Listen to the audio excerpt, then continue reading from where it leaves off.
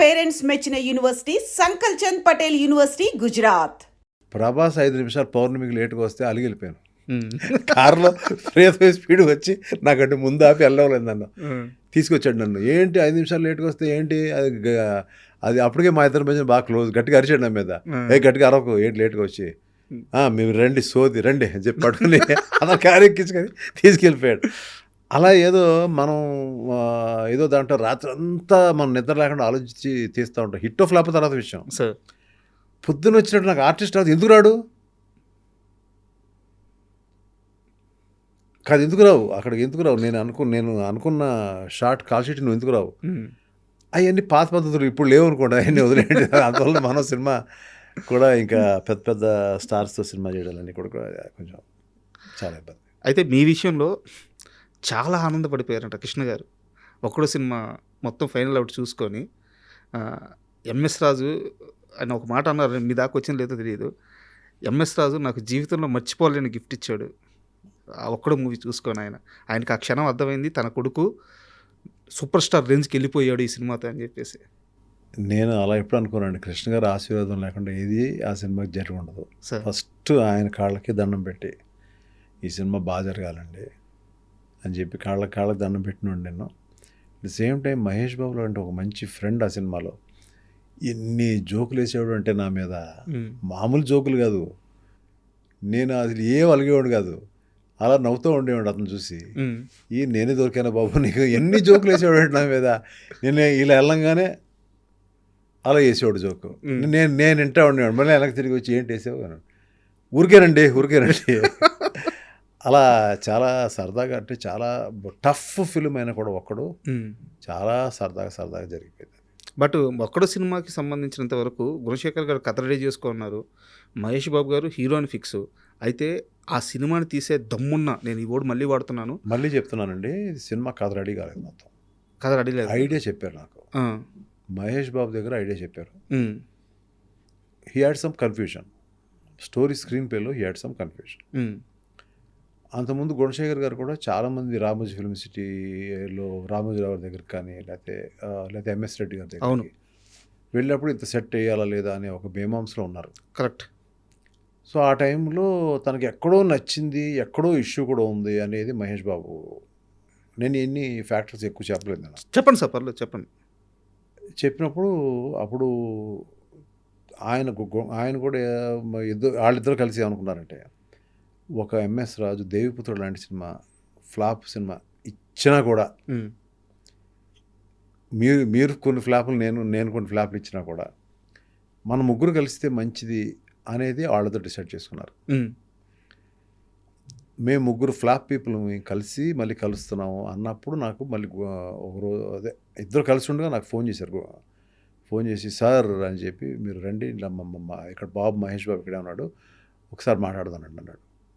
నేను ఎక్కడో ఏదో వేరే పనిలో ఉన్నాను, నేను వేరే స్టోరీ కథ గురించి ఏదో ఆలోచించుకుంటున్నాను, ఏదో నీ స్నేహం అనుకుంటాను.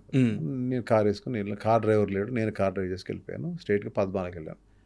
పద్మాలకి వెళ్ళి కూర్చున్న తర్వాత మా మహేష్ చాలా ముక్తసరిగా మాట్లాడతాడు. బాగున్నారా, టిఫిన్ తిన్నారా, మంచినీళ్ళు, ఈ సీన్ ఉండదు అతని దగ్గర. స్ట్రైట్గా మన ముగ్గురు కలిసి సినిమా చేద్దామా అన్నాడు. అయిపోయింది. అదేంటే బాబు నాయన, నేను ఎలా పరిచయం అంటే, నాకు అంతకుముందు మహేష్ బాబు తను మెడ్రాస్లో ఎక్కడ ఆంధ్ర క్లబ్లో మేము కొంచెం లావుగా ఉండగా తెలుసు నాకు. తర్వాత నాకు పెద్ద పరిచయం లేదు.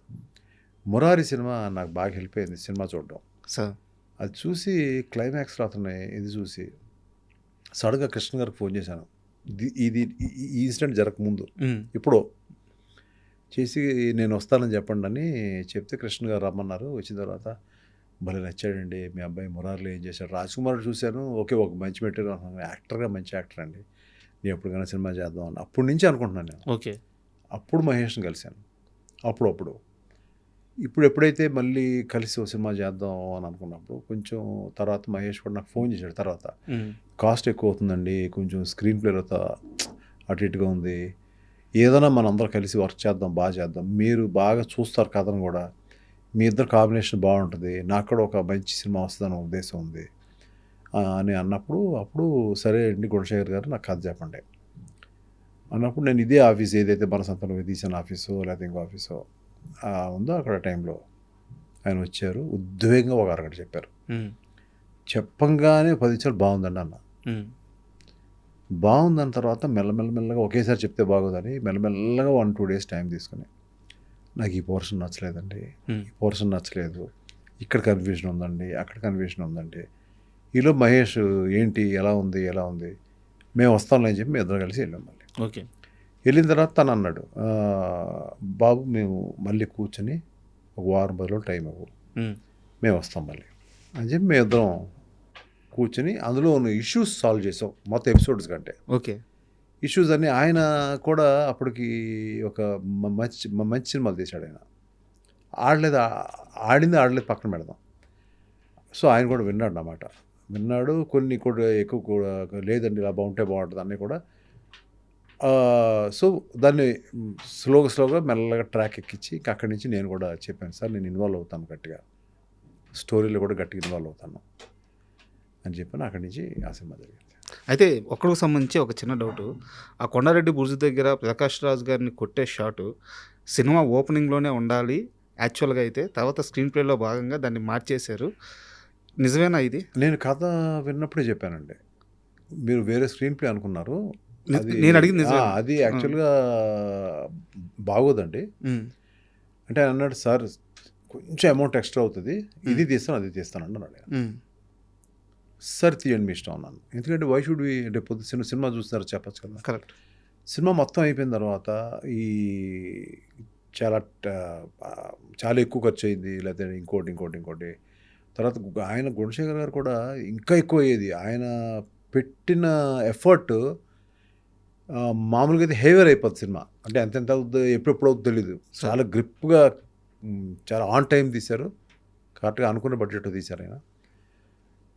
దాని తర్వాత మళ్ళీ రష్ చూపించినప్పుడు నేను స్ట్రైట్గా చెప్పేశాను, సార్ అప్పుడు నేను చెప్తాను అదే మాటకి స్టిక్ అనే ఉంటున్నాను, నేను వర్కౌట్ అవుతుంది సార్ ఇది ఇంటర్నేషనల్ సినిమా సార్, అలా కాదు సార్ ఇలా కాదు సార్ అంటే. తర్వాత ఓ పని చేయండి సార్, మీకు నాకు ఇష్టలు మన పరచూరు బ్రదర్స్ వాళ్ళు పెట్టి కూర్చోబెడదాం. ఆ తర్వాత గుణశేఖర్ గారు పాపం ఆయన ఏకీభవించారు, లేదండి మీరు అందరూ చెప్పింది కరెక్ట్, మనం ఇలాగే వెళ్దామండి, ఎందుకు ఛాన్స్ తీసుకోవాలి, ఇది ఏంటంటే మహేష్ బాబు కెరీర్ ముఖ్యం, నా కెరీర్ ముఖ్యం, మీ కెరీర్ ముఖ్యం, ఇంత బడ్జెట్ అయిపోయింది, నేను ఇట్లాగే వెళ్దామండి మనం అని చెప్పి ఆయన పాప కన్విన్స్ అయ్యారు. ఆయన కన్విన్స్ అయిన తర్వాత ఇది ఏ సినిమా కన్నా ఈ ఫైనల్ ఎడిటింగ్ దగ్గర దెబ్బలాట్లు ఉంటాయండి. అదేదో పర్సనల్ ఇదైతే కాదు. కొన్ని నేను తప్పు చెప్పేవాడిని, నేను కొన్ని తప్పు చెప్పినప్పుడు ఆయన అది కాదు సార్ ఇది బాగుంటుంది అని నన్ను కన్విన్స్ చేసిన రోజులున్నాయి. ఓకే. ఒక ఫైట్ ఉంటుంది ప్రకాష్ రాజ్ గారికి హీరోకి మధ్యలో ఫైట్ ఉంటుంది. అది ఇప్పుడు ఆ అమ్మాయికి ఇలా కత్తి పెట్టి గోబ్బెమ్మ అనే సీన్ ఉంటుంది, పెద్ద ఫైట్ అండి యాక్చువల్గా. నేను చెప్పాను, సార్ గుణ గారు ఇది కరెక్ట్ కాదు గుణ, క్లైమాక్స్లోనే ఫైట్ ఉండాలి ఇద్దరికి, మధ్యలో ఫైట్ అయిపోతే అయిపోయింది సినిమా. నేను ఇలా ప్లాన్ చేశాను సార్ అలా ప్లాన్ చేశాను అన్నాడు, కానీ ఆయన ఆలోచించాడు, మెల్లగా ఆయన కూడా ఆలోచించాడు, ఎందుకు చెప్తున్నాడు ఇన్నిసార్లు ఎందుకు చెప్తున్నాడు అని చెప్పి ఆలోచించుకొచ్చి చెప్పారు, లేదు సార్ మీరు కరెక్టే అని చెప్పి వెంటనే పరశు సార్ పిలిపించి నేను ఒక సీన్ చెప్తాను సార్, ఆయనే చెప్పాడు సార్, నేను చెప్పలేదు. మనం we should able to inspire one maker sir. First బాగుంది బాగాలేదు చర్చ అంతే కదా, నేను కూడా బాగుంది బాగాలేదు అనేది ఎవరన్నా చెప్తాను కదా నాకు కూడా. అప్పుడు ఆ రోజు ఆయన కత్తిలో పెడతాడండి హీరో, ఆ అమ్మాయి అంటే పడి చచ్చిపోతున్నాడు, వద్దు చంపొద్దంటే అలాగే ఎస్కేప్ అయ్యాడని చెప్పాడు ఆయన. క్లాప్స్ కొట్టానండి. అంత పెద్ద ఫైట్ అవసరం లేదు ఇంకా. నేను వెంటనే ఇలా చెప్పాను, సార్ ఎక్స్ట్రాడనరీ ఉంది సార్ అని. అంత మదనలోంచి వచ్చిన సినిమా అండి అది. ఇందులో ఆయన చెప్పారా నేను చెప్పారా నేను కాదన్నానా ఇవన్నీ కాదండి, ఫైనల్గా మూవీ అండి. ఫైనల్ మూవీ కోసమే పోరాడుతూ ఉండే. And for more videos, please subscribe to iDream. Please subscribe to iDream. Please subscribe iDream. And please subscribe to iDream. For more videos, subscribe to iDream. please like, share and subscribe to the channel. Congratulations, iDream. Subscribe to iDream. Subscribe to iDream. So subscribe to iDream Media. iDream ki iDream team andarki huge congratulations. Please subscribe iDream Media. Please subscribe to iDream. Subscribe iDream. Please subscribe to iDream. I dream అంటే నా కళల ఛానల్ను subscribe చేసుకున్న నోరు తిరుగుతలేదు. మీరైతే గంట గుర్తు కొట్టండి. For more such videos, please subscribe to iDream. Subscribe to iDream. Please subscribe to iDream. Please subscribe iDream Media. Please do subscribe to iDream. Please subscribe to iDream Media. For best entertainment and information, please subscribe iDream. And don't forget to subscribe to iDream.